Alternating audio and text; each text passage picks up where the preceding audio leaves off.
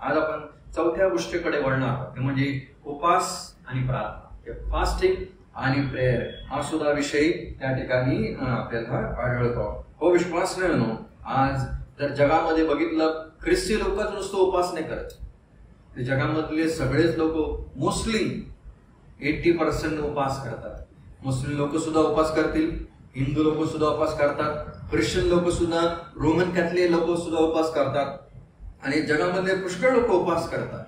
Christian लोक या good फ्रायडेच्या अगोदर जो लेंटचा पिरियड असतो त्यामध्ये ख्रिश्चन डिनॉमिनेशनचे लोक आहेत ते तुम्हाला उपास करताना बघायला मिळते. कारण नाही विश्वास नाही, बायबल आपल्याला काय सांगतो उपासाबद्दल हे सुद्धा बघणं गरजेचं आहे. कारण कधी कधी आपण उपास करतो पण आपण चुकीच्या रीतीने आपण उपास करतो. पण बायबलमध्ये पुष्कळ अशा गोष्टी लिहिलेल्या आहेत ज्या आपल्याला सांगतात की उपास कशा प्रकारे केला पाहिजे. कोणीतरी माझ्यासाठी एक वचन वाचलं बरं होईल.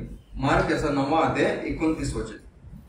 तो खास म्हणला की जात प्रार्थने वाचून व उपास वाचून दुसऱ्या कशाने निघत नाही. ही जात म्हणजे सैतान.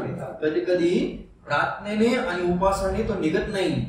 काही गोष्ट प्रभू येशू ख्रिस्ताने सांगितलं म्हणजे प्रार्थना आणि उपास या ठिकाणी एकत्र शब्द प्रभू येशू ख्रिस्ताच्या मुखामधून निघालेला आहे. आता उपास करणं बायबल प्रमाणे तर चांगली गोष्ट आहे, पण सायन्स प्रमाणे किंवा काही डॉक्टर्स प्रमाणे सुद्धा चांगली गोष्ट आहे. शरीरासाठी सुद्धा चांगले आहे उपास करणं, आपल्या शरीरासाठी चांगली गोष्ट आहे. कारण त्या शरीराला आराम मिळतो.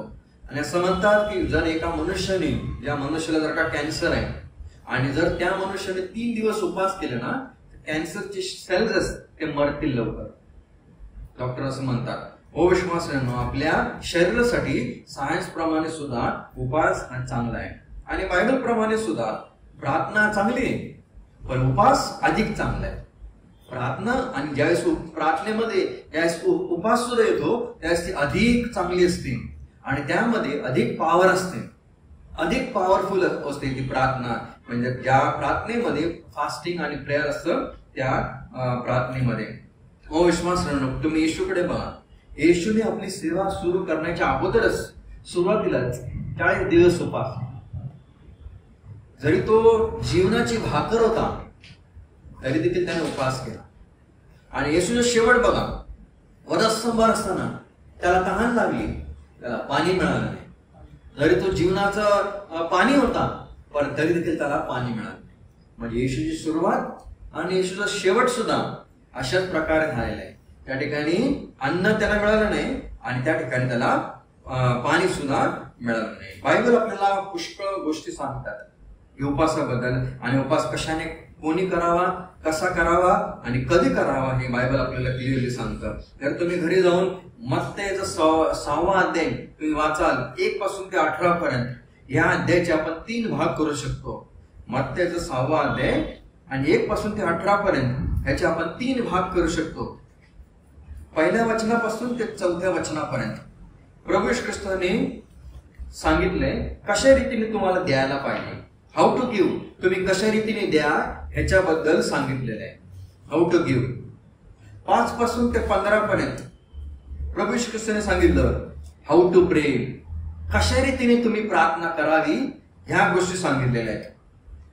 आणि 16, 17 आणि 18 या शेवटल्या 3 वचनामध्ये प्रभू येशू ख्रिस्ताने सांगितलं हाऊ टू फास्ट, कशा रीतीने प्रार्थना करा, उपवास करा हे येशूने अगोदरच सांगितलेलं आहे. 3 गोष्टी लिहिल्या आहेत. 1 ते 4 कशा रीतीने द्या, 5 ते 15 कशा रीती प्रार्थना करा आणि 16 पासून ते 18 पर्यंत कशा रीतीने फास्टिंग करा. या 3 गोष्टी सांगितलेल्या आहेत. आपण प्रार्थनेविषयी पाहत आहोत गेल्या 2 आठवड्यापासून. आपण मगाशी देण्याबद्दल पाहिलं आणि आता फास्टिंग आणि उपवास बद्दल आपण पाहणार आहोत. विश्वास नाही, प्रभू येशू ख्रिस्ताने शिकवलं आणि स्वतः आपल्या जीवनामध्ये ज्याप्रमाणे त्याने प्रीचिंग केली त्याप्रमाणे त्याने प्रॅक्टिस सुद्धा केली. आपल्या जीवनामध्ये कधी कधी आपण प्रीचिंग करतो, प्रॅक्टिस नसते त्याप्रमाणे आपण वागत नाही. येशूने देण्याच्या बाबतीत सुद्धा त्याने सांगितलं आणि स्वतः त्याने केलं सुद्धा त्याप्रमाणे. येशूने सुद्धा ज्याप्रमाणे त्याने केलं, जसं स्वर्गामध्ये तसे पृथ्वीवर तुझ्या इच्छेप्रमाणे हो, त्याने प्रार्थना केली आणि तशाच रीतीने त्याने काही वर्षानंतर गेसमध्ये बागेमध्ये असताना सुद्धा तुझी इच्छेप्रमाणे, तुझी इच्छा असेल तर हा प्याला माझ्यापासून टळू दे. 3 वेळा आपण बघितलं त्याने प्रार्थना केली. ज्याप्रमाणे त्याचं प्रीचिंग होतं त्याचप्रमाणे त्याचं पूर्ण जगणं सुद्धा होतं, त्याचप्रमाणे तो जगायचा. आणि हे सुद्धा आपल्याला लागू पडतं. त्याने प्रीचिंग सुद्धा केलं उपासाबद्दल, पण त्याने स्वतः प्रॅक्टिस सुद्धा केली. आणि प्रॅक्टिस कधी केली? सर्वात पहिली गोष्ट केली ते म्हणजे उपास केला. बाप्तिस्मा झाल्यावरती त्याने प्रार्थना केली, स्वर्ग उघडला, वाणी आली की हा माझा परमपुत्र आहे, याच विषयी मी संतुष्ट आहे. त्यानंतर त्याला अरण्यामध्ये तो घेऊन गेला, स्वतः गेला. आणि नंतर मग त्या ठिकाणी 40 दिवस त्याची परीक्षा झाली. सैतानाने परीक्षा घेतली आणि 40 दिवस त्याने उपास आणि प्रार्थनेमध्ये होता. म्हणजे प्रभू श्री ख्रिस्ताने जे काय केलं, ते जे काय त्याने संदेश दिला त्याप्रमाणे त्याने आपल्या जीवनामध्ये अंमलामध्ये आणलं. जर हा अध्याय तुम्ही वाचाल, मत्तेचा 6वा अध्याय 16, 17 आणि 18 या तिन्ही वचनामध्ये येशूने उपासाबद्दल सांगितलेले आहे. पण उपासाबद्दल 2 गोष्टी सांगितलेल्या आहेत. 16व्या वचनामध्ये चुकीची पद्धत, उपासाची चुकीची पद्धत सांगितलेली, आणि 17 आणि 18 या 2 वचनामध्ये उपासाची योग्य पद्धत याबद्दल सांगितले. हो विश्वास म्हणून आपण त्या गोष्टीकडे आपण थोडा वळणार आहोत. 16व्या वचनामध्ये काय लिहिलेलं आहे?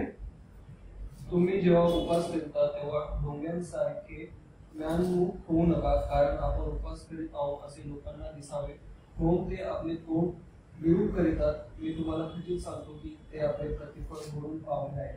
हे प्रभूने सांगितलेले. प्रभू श्री ख्रिस्ताला माहिती होतं ह्या लोकांचं जीवन, हे शास्त्री जे परिशीलक होते त्यांचं जीवन.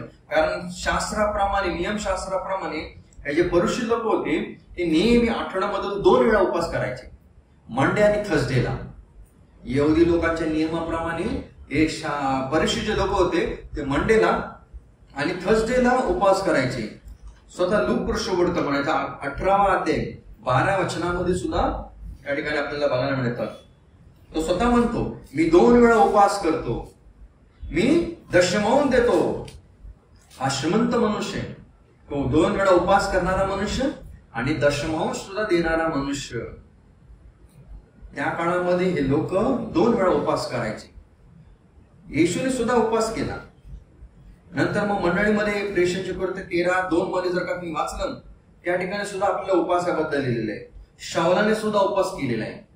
जगामधील लोक सुद्धा 1 वेळा उपवास करतात, 2 वेळा उपवास करतात. पण बायबल आपल्याला सांगतं, येशूने सांगितले की तुम्ही ढोंग्यांसारखे कधी करू नका. कारण ते ढोंगी लोक आहेत, ते लोक बरोबर एक्झॅक्टली मंडे आला तो उपास, थर्सडे आला तो उपास नाही.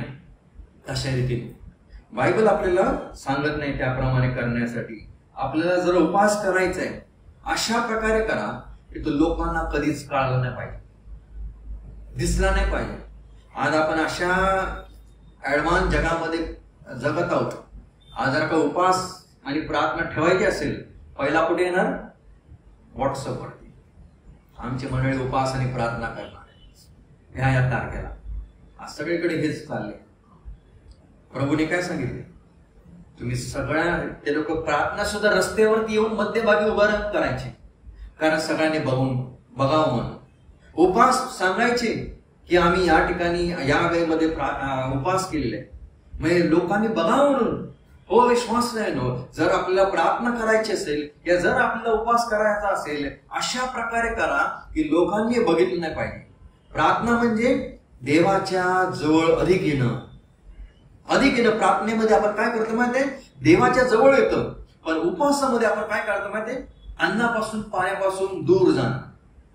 उपवासामध्ये आपण अन्न आणि पाणी ह्याच्यापासून दूर जातो आणि देवाकडे अधिक जातो, देवाच्या अधिक समक्षमध्ये जातो. आणि आपण देवाला दाखवतो की खरंच मी आज महत्वाच्या गोष्टी ज्या माझ्या जीवनामध्ये त्याचा मी त्याग केलाय आणि त्याच्यापेक्षा जास्ती स्थान, त्याच्यापेक्षा महत्वाचं प्रायोरिटी मी आता तुला देत आहे.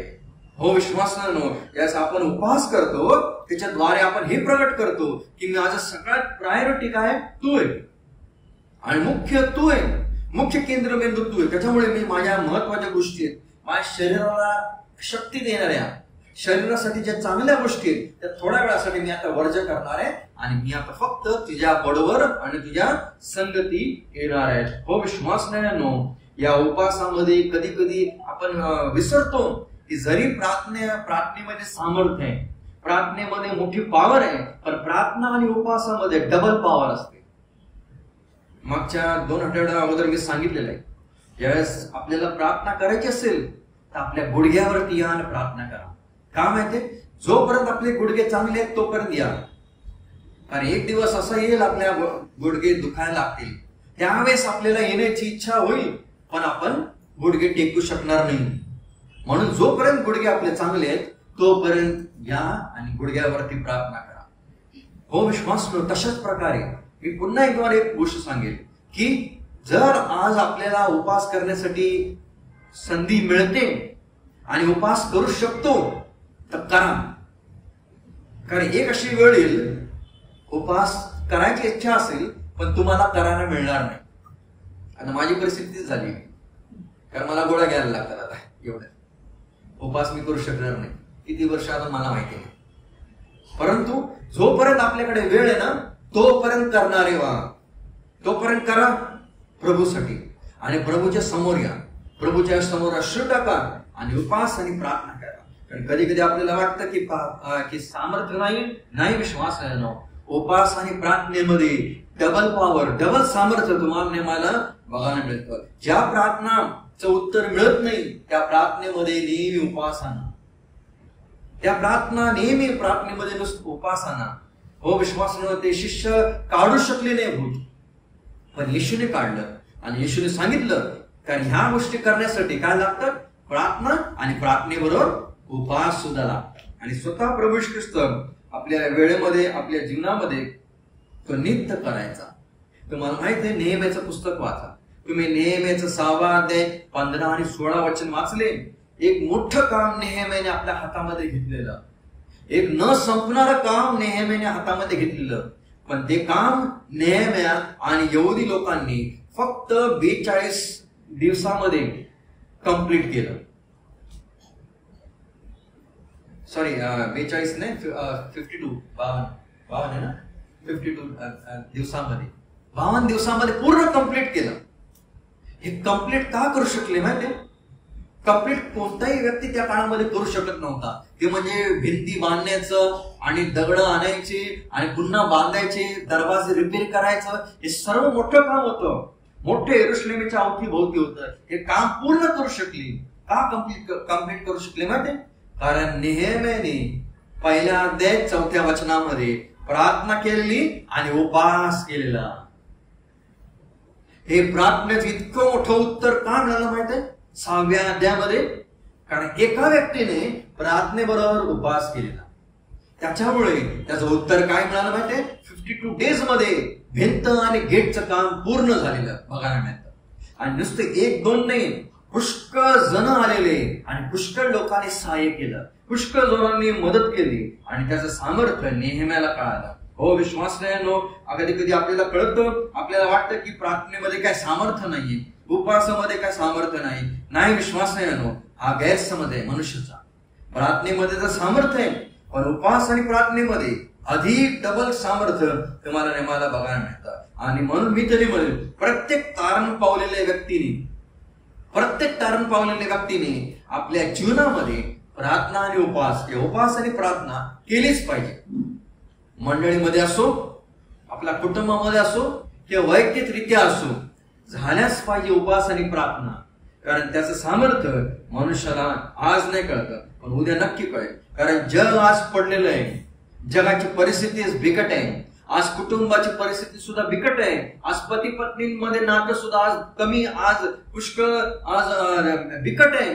आणि ते मजबूत करण्यासाठी आज उपास आणि प्रार्थना करणारे लोक आज फार कमी आहेत. जगामधले लोक करतात आठवड्यामधून एकदा किंवा 2दा, पण आपण कशा प्रकारे करतो.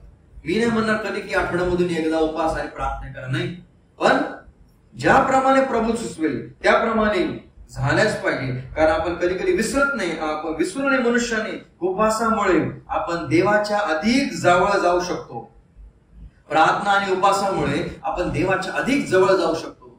प्रार्थना आणि उपवासामुळे अधिक आपण नम्रतेने देवाच्या समोर येतो.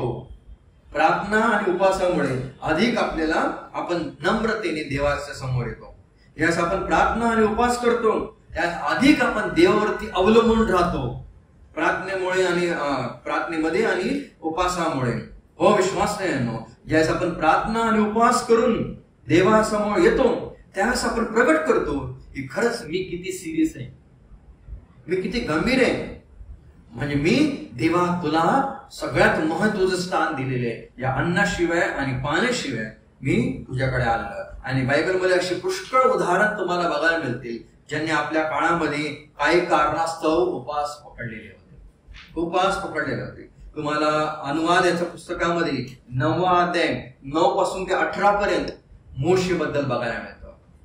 मोशे डोंगरावर गेला आणि त्याला 10 आज्ञा परमेश्वराला द्यायच्या होत्या. 40 दिवसामध्ये त्याने दिले त्या 10 आज्ञा. पण त्या 40 दिवसामध्ये मोशेने काय केलं? उपवास. मोशेचा हा उपवास होता. किती दिवस? 40 दिवस. हो विश्वासाने 40 दिवस कठीण आहे. आजच्या काळामध्ये फार कठीण आहे आणि आपण जाऊ शकणार नाही एवढं. नंतर मी सांगेल कोणी जाण्याचा प्रयत्न केला. पण हा मोशे पहिला व्यक्ती बायबलमध्ये बघायला मिळतो त्यांनी एवढे दिवस कव्हर केले, 40 दिवस. आणि 40 दिवसामध्ये त्यांनी एकच गोष्ट बघितली, देवाचं ते 10 दिलेल्या आज्ञा. पण मोशे आला खाली, त्याच्या हातामध्ये 10 आज्ञा होत्या आणि त्याने बघितलं सर्व मूर्ती पूजेमध्ये अडकले. त्याने काय केलं माहिती? मोशेने त्या पाट्या घेतल्या आणि फेकल्या. काही दिवसानंतर देवाने पुन्हा त्याला वर बोलवलं आणि पुन्हा दुसऱ्यांदा देवाने पाट्या लिहिल्या. त्याच 10व्या अध्यायामध्ये सुद्धा तुम्ही 2 अध्याय वाचा घरी जाऊन, तुम्हाला बघायला मिळेल. पुन्हा दुसऱ्या वेळेमध्ये सुद्धा मोशेने 40 दिवस 40 रात्र उपवास पकडला. म्हणजे एकदा नाही, मोशेने आपल्या जीवनामध्ये 2 वेळा उपवास पकडला 40 दिवसाचे. तुम्ही 9वा अध्याय वाचा, नंतर मग 10व्या अध्याय वाचन, 10वं वचन सुद्धा वाचन. त्या ठिकाणी सुद्धा मोशे सांगत आहे ज्याप्रमाणे पहिल्या वेळेस तशा प्रकारे दुसऱ्या वेळेस सुद्धा मी उपवास पकडला. हो विश्वासानो, मोशेकडे कारण होतं उपवास पकडण्याचं. तो देवाबरोबर होता, देवाच्या संगतीमध्ये राहिला, देवाचं अक्षर त्याने बघितलं, देवाबरोबर त्याने संबंध ठेवला आणि ज्या पाट्या होत्या त्या देवाने लिहिलेल्या त्याने ते घेतल्या आणि नंतर मग त्या आणल्या. एकदाने 2 वेळा त्याने उपवास पकडला. आणखीन एक व्यक्ती बघायला मिळतो, दुसरे शमूएल 12वा अध्याय 1 पासून ते 23 पर्यंत. त्या ठिकाणी आपल्याला बघायला मिळतो दावीद. परमेश्वराने त्याला आशीर्वाद दिला पण त्याने पाप केले आणि जो आशीर्वाद त्याला मिळाला तो पापामधला होता. त्या बेशेबेला जो मुलगा झाला तो सिरियस झाला अचानक आणि दावीद गेला देवाकडे आणि देवाकडे त्याने अश्रू टाकले. तो प्रार्थना करत आहे आणि जवळजवळ त्याने 7 दिवस उपवास केला. 7 दिवस. कोणासाठी? त्याच बाळासाठी. कुणास ठाऊक देव माझी प्रार्थना ऐकेल आणि ह्या लहान बाळाला बरं करेल. पण नाही, 7 दिवस प्रार्थना करून, अश्रू गाळून, उपवास करून तरी देखील देवाने प्रार्थना ऐकली नाही आणि शेवटी तो लहान मुलगा मरण पावला. का माहितीये? कारण दाविदाने ते पाप केलं. दावीद पापामध्ये होता पण दावीद उठला, आंघोळ केली, चांगला त्याने वस्त्र घातले आणि देवाकडे गेला तो आणि देवाला त्याने दंडवत केला आणि धन्यवाद दिला. का? त्यावेळेस त्याचा सेवक होता. सेवकाने विचारलं तुम्ही असं का केलं? जोपर्यंत तुमचा मुलगा हा आजारी होता तोपर्यंत तुम्ही उपवास केला, प्रार्थना करा, रडत होता, देवाच्याकडे होता. पण आता मेल्यावरती न्यूज आली मेला तो, त्यास तुम्ही उठला, आंघोळ केली आणि दंडवत केला, देवाकडे गेला. असं का केलं? त्यास तो म्हणतो जोपर्यंत तो जिवंत होता मला तरी वाटत होतं देव माझी प्रार्थना ऐकेल आणि त्याला पुन्हा चांगलं आरोग्य देईल. पण आता तो नाही. पण आता तो माझ्याकडे येणार नाही पण मी त्याच्याकडे जाणार. ही मोठी आशा दाविदाला होती. दाविदाला माहिती होतं घरी तो लहान मुलगा मेला आहे तर कुठे जाणार आहे? तो स्वर्गामध्ये जाणार आहे. म्हणून दावीद बोलला, तो माझ्याकडे येणार नाही, पण मी त्याच्याकडे जाणार, कारण तो स्वर्गामध्ये गेलाय. त्याच्यामुळे मला काय दुःख करण्याची गरज नाही, मी आनंदच करणार, मी देवाला धन्यवाद देणार. आणि त्याने त्यावेळेस सुद्धा त्याने देवाला धन्यवाद दिला. एक नवल वाटतं मला, ज्यावेळेस मी हा विचार करतो, ज्यावेळेस अब्शलोम मरण पावला, दावीद फार रडला माहितीये. अब्शलोमा अब्शलोमा, मनापासून तो रडला. का रडला माहितीये? लहान मुलगा मेला तर रडला नाही, तो उठला, अंघोळ केली, मंदिरामध्ये गेला, धन्यवाद दिला. पण हा अब्शलोम मेला, तो फार रडला. का रडला माहिती? कारण दाविदाने एक गोष्ट नाही, हा लहान मुलगा मरून कुठे गेलेला आहे? स्वर्गामध्ये. पण हा अब्शलोम नाश झालेला आहे, अब्शलोम नरकामध्ये गेला, अब्शलोमाचा नाश झालेला आहे. आणि ही गोष्ट त्याला कळाली आणि त्याच्यामुळे तो फार ओक्साबोक्शी रडला. लहान मुलं यस मरतात ते सरळ कुठे जातात म्हणजे स्वर्गामध्ये जातात. याचा अर्थ आणि ख्रिश्चन मुलांचीच मुलं, लहान मुलं स्वर्गामध्ये जातात नाही. सगळे जेवढे मरतात लहान मुलं, मग ते हिंदू असो मुस्लिम असो, कुठे जातील? त्यांच्या आत्मे सरळ स्वर्गामध्ये. का? कारण त्यांना बरं वाईट काहीच नाही माहिती. जोपर्यंत एज येत नाही ना बरं वाईटाचं, त्याच्या अगोदर जर का मेले ना ते कुठे जातील माहितीये? सरळ स्वर्गामध्ये. म्हणून काही काळानंतर येशूने सुद्धा सांगितलं, धन्य ते मुलं, धन्य ते आई वडील जे आपल्या मुलाला घेतील आणि दगडावर आपटतील, धन्य ते असे. का माहितीये? ते मेले मुलं तरी ते कुठे जातील माहितीये? वर जातील. पण कुणाच ठाऊक, जर तेच मुलं मोठे होऊन विश्वास न ठेवता मरतील तर कुठे जातील? नरकामध्ये. पण ते लहान असताना जर का ते मेले, कुठे जातील? स्वर्गामध्ये. दाविदाने याच्यासाठी उपवास केलेला. का? कारण त्याचा मुलगा आजारी होता, सिरियस होता, यासाठी त्याने उपवास केला. तिसरा व्यक्ती आपल्याला आणखी बायबलमध्ये बघायला मिळतो. पहिले राजे याचा 19वा अध्याय 4 पासून ते 8 पर्यंत. 4 पासून ते 8 पर्यंत. ह्या ठिकाणी इजबेल राणी एलियाच्या पाठीमागे लागलेली आणि एलिया पळतोय, घाबरलेला. हा एक असा व्यक्ती आहे, तो कोणाला घाबरायचा नाही, पण बाईला घाबरला. एका बाईला घाबरला आणि तो पळतोय आणि पळता पळता एका ज्युनिपर ट्रीच्या खाली आला, झाडाच्या खाली आला, बसला तो आणि झोप लागली त्याला. आणि देवदूताने त्याला झोपेमध्ये भोजन दिलं आणि गरम गरम भोजन दिलं, पाणी सुद्धा दिलं. तो प्याला, पुन्हा दुसऱ्यांदा दिलं भोजन, तो प्याला, खाल्लं आणि खाल्ल्यानंतर देवदूताने त्याला सांगितलं, जा तू आता, तुला पुढे जायचं, त्या डोंगरावरती जायचंय, तुला डोंगरावर जायचे. आणि तो 40 दिवस गेला. तो प्रवास जो होता ना तो 40 दिवसाचा होता. आणि त्यात ते लहानसं भोजन खाल्लं त्याने, भाकर आणि ते पाणी तो प्याला. त्या भोजनावरती तो जवळजवळ 40 दिवस तो जगला. हा दुसरा व्यक्ती बायबल मधला आहे जो 40 दिवस जगला अन्न आणि पाणी शिवाय. एलिया. पहिला मोशे, त्याने 2 वेळा 2दा 40 दिवसाचे उपवास केले. हा दुसरा व्यक्ती एलिया आणि त्या घोडेमध्ये तो गेला, म्हणजे सिनाय डोंगरावर तो गेला. हो विश्वासाने हा एलिया तो सुद्धा जगला. चौथा व्यक्ती आपल्याला बघायला मिळतो एज्राचा 10वा अध्याय 6 पासून ते 17 पर्यंत. एज्राने सुद्धा उपवास आणि प्रार्थना केल्या. कारण का माहितीये? कारण इस्रायल लोक पापामध्ये होते. ते पापाचं चित्र बघून एज्राला फार कळकळ वाटली आणि त्याने प्रार्थना करायला सुरू केली. त्याने उपवास केला आणि त्याने करता करता 3 दिवस उपवास आणि प्रार्थना केली. 3 दिवस त्याने उपवास आणि प्रार्थना केली आणि त्याच्यानंतर तो पुन्हा तो लोकांकडे आला. नंतर मग एस्तेरचा 4था अध्याय 15, 16 आणि 17 या वचनामध्ये सुद्धा तुम्हाला मला बघायला मिळेल. एस्तेरने उपवास केला आणि त्याने यहुदी लोकांना सुद्धा उपवास सांगितला, तुम्ही सुद्धा उपवास करा.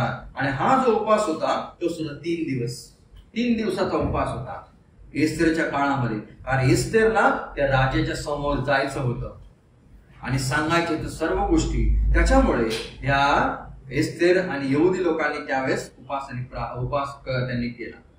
6वी गोष्ट आपल्याला बघायला मिळते दानिएलच्या 6व्या अध्यायामध्ये 18 पासून ते 23 पर्यंत. त्या ठिकाणी सुद्धा दारेवेस राजा होता, त्याने सुद्धा उपवास केला. त्या ठिकाणी त्यावेळेस त्याने सांगितलं 30 दिवस हा एक उपवास तुम्हाला वेगळा उपवास बघायला मिळतो. त्या काळामध्ये लोकांनी ऑर्डर दिली 30 दिवस कोणत्याही व्यक्तीने देवाकडे जायचं, प्रार्थना करायची नाही. हा उपवास होता, प्रार्थना न करण्याचा उपवास. पण दानिएल थांबला नाही. आणि त्या दिवशी आणि ज्यावेळेस दानिएलला खाली टाकलं सिंहाच्या गुफेमध्ये, त्यावेळेस त्या राजाने उपवास केला. त्या दिवशी त्याने काय खाल्लं नाही त्याने तो प्याला. हो विश्वास नाही. नंतर 7वा आपल्याला बघायला मिळतो दानिएलच्या 10व्या अध्यायामध्ये पहिले 3 वचनामध्ये दानिएलने उपवास आणि प्रार्थना केला. त्याची जी प्रार्थना आणि उपवास होती 3 आठवड्याची होती. 3 आठवडे त्याने प्रार्थना केली आणि 3 आठवडे त्याने उपवास धरला. म्हणजे 21 दिवसाचा उपवास आणि प्रार्थनेचा. नंतर 8वी गोष्ट आपल्याला बघायला मिळते, सर्वांना माहिती आहे, निनवेच्या लोकांनी सुद्धा उपवास धरला. योनाचा 3रा अध्याय 6 पासून ते 10 पर्यंत यास त्याने पश्चाताप केला. योनाचा संदेश ऐकला, त्यांना कळालं की आम्ही पापी आहोत, जाणीव झाली. त्यास त्यांनी उपवास, प्रार्थना आणि नंतर सगळे आपली वस्त्र फाडले. अशा प्रकारे त्याने फास्टिंग केलं. नंतर मग 9वं स्वतः येशूने सुद्धा 40 दिवस मत्ते 4 अध्याय पहिल्या 2 वचनामध्ये बघायला मिळतं.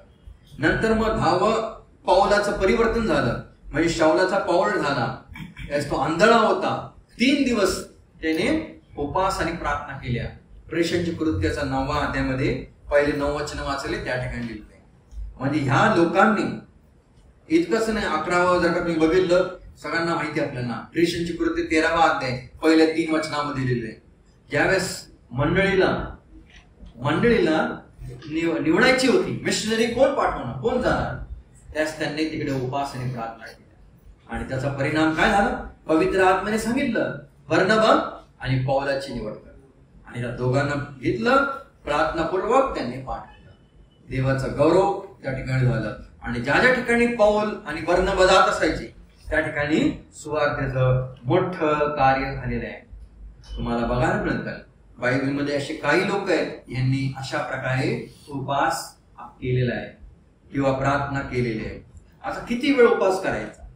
बायबलमध्ये आपल्याला बघायला मिळतं किती दिवस उपवास झालेले आहेत त्या लोकांनी केलेले आहेत. 2 शमूएल 1:12 प्रमाणे त्या ठिकाणी 1 दिवसाचा उपवास बघायला मिळतो. 1 दिवसाचा उपवास. एस्तेर 4:16 प्रमाणे 3 दिवसाचा उपवास. 1 शमूएल 31:13 प्रमाणे 7 दिवसाचा उपवास. दानिएल 1:11 प्रमाणे 10 दिवसाचा उपवास. पण हा उपवास जो होता तो नॉनव्हेज न खाण्याचा उपवास, फक्त व्हेज, जे पल्सेस आहेत, जे कडधान्य आहेत तेच मिळणार, दुसरं खाणं मिळणार नाही. तो उपवास त्यांनी 4 जणांनी ठेवला. नंतर प्रेषणची कृत्य 27वा अध्याय 33 आणि 34 मध्ये 14 दिवसाचा उपवास. दानिएल 10 मध्ये 21 दिवसाचा उपवास, 3 आठवड्याचा उपवास. आणि या सर्व उपवासामध्ये असे 3च लोक आपल्याला बघायला मिळतात त्यांनी 40 दिवस उपवास केला. ते म्हणजे मोशे, एलिया आणि येशू. बस हे 3 जणच. हो विश्वास नाही म्हणून उपवास करणं फार महत्वाचे.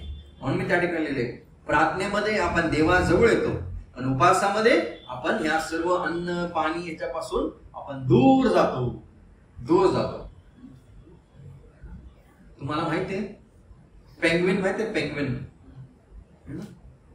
पेंग्विन असं म्हणतात, त्यांच्याविषयी सांगतात ज्यावेळेस ते अंडे देतात, पुष्कळ अंडे देतात एका वेळेस, एक पेंग्विन देतात ना, अंड्यांचा सांभाळ करण्यासाठी आणि सांभाळण्यासाठी, अंडे सांभाळण्यासाठी जी माता ती पेंग्विन असते ना, ती जवळजवळ 100 दिवस जातच नाही तिकडून. 100 दिवस हे ठिकाण सोडून जातच नाही. जोपर्यंत अंडे फुटून बाहेर येत नाही ना आपले पिल्ल, तोपर्यंत ती जातच नाही. आणि तो वेळ जवळजवळ 100 ते 115 दिवस लागतात. तोपर्यंत असं म्हणतात ती उपवास करते. तिची एकच इच्छा असते, हे माझे जे पिल्ल आहेत ते बाहेर आले पाहिजे आणि ते येण्यापर्यंत मी वाट बघणार, ते येईपर्यंत मी माझा त्याग करणार, सॅक्रिफाईस करणार मी. आणि ते आपल्या अन्नाचा सॅक्रिफाईस करते. का माहिती? एकाच गोष्टीसाठी, कारण तिचं प्रेम असतं त्याच्यावर, प्रेमा खातीर. जर आपलं प्रेम प्रभूवरती आहे, आपण त्या पेंग्विनला बीट करू शकतो. आज कोण जिंकत आहे? पेंग्विन जिंकत आहे. आपण हारलेला आहोत, आपण हरत आहोत. का?